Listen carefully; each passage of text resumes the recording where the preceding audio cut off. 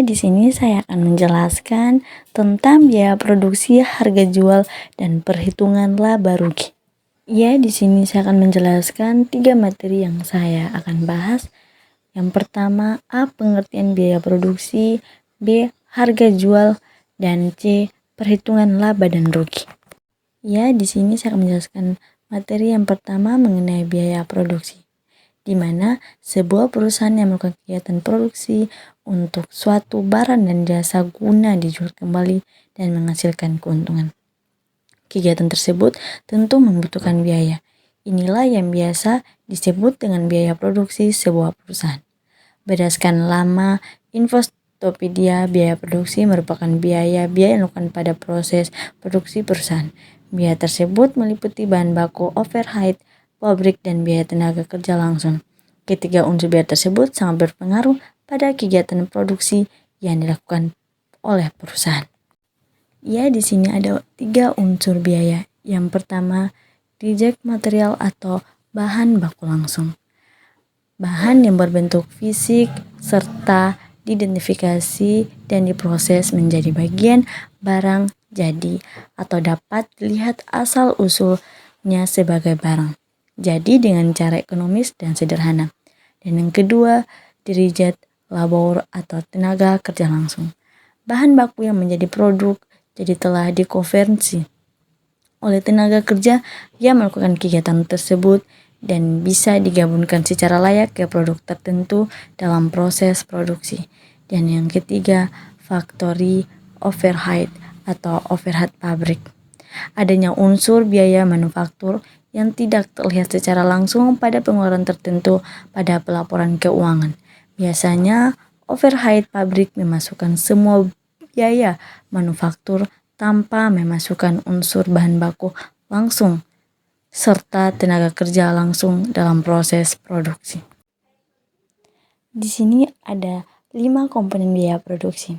Yang pertama, biaya tetap atau fixed cost.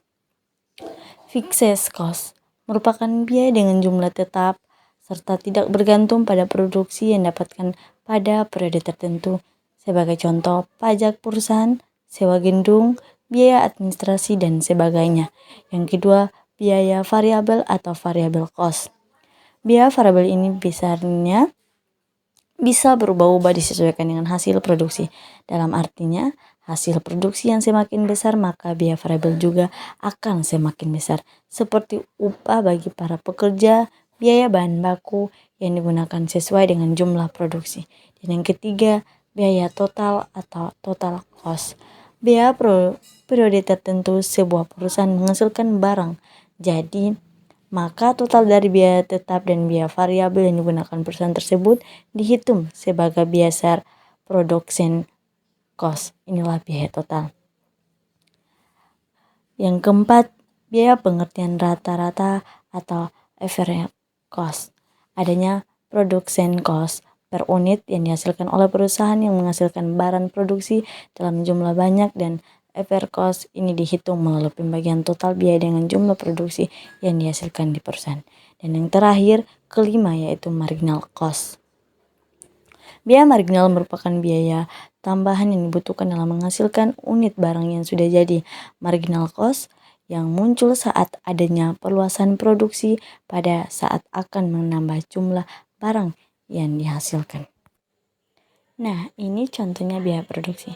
Dalam menjalankan proses produksi, tentu harus mengetahui apa saja yang termasuk production cost, karena biaya tersebut yang akan berpengaruh dan sebagai pelaporan keuangan perusahaan.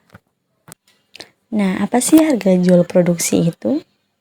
Dalam kehidupan sehari-hari, khususnya terkait dengan perdagangan, kita sering mendengar beberapa istilah. Untung atau laba dan rugi dalam suatu perdagangan sangat bergantung pada harga pembelian dan harga penjualan. Kita tahu bahwa jika harga jual suatu barang lebih besar daripada harga beli, maka kita akan menikmati keuntungan atau laba. Dan sebaliknya, jika harga beli lebih besar daripada harga jual, maka kita akan menderita kerugian. Ya, di sini ada 2 contoh rumus. Yang pertama rumus laba atau untung, yang kedua rumus rugi. Bisa dilihat gambarnya di bawah ini. Nah, persentase laba dan rugi. Persentase untung laba dan rugi alih-alih dalam bentuk nominal, tak jarang kita mendengar keuntungan atau kerugian.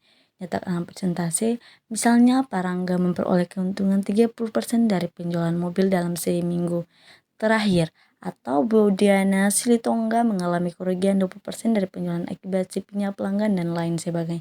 Persentase keuntungan dapat diperoleh dari perbandingan besarnya keuntungan terhadap harga pembeli kemudian dikali dengan 100%. Kita nyatakan dalam rumus berikut seperti yang di bawah ini.